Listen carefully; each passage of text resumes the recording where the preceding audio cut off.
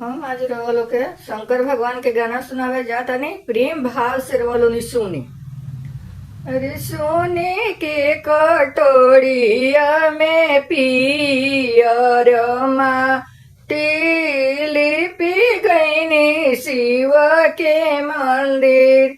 शिव के मंदिरिया माई हेली पहुना पवनी आ गईनी हाजमानी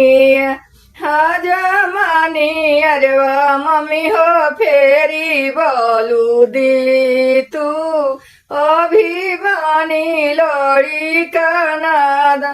शिव के मंदिलिया हम मौली पहुना पानी आ गईनी ससुर जी ने ससुरुनी अरवा मम्मी हो फेरी बोलू दी तू अभिमानी लड़ी का नादान।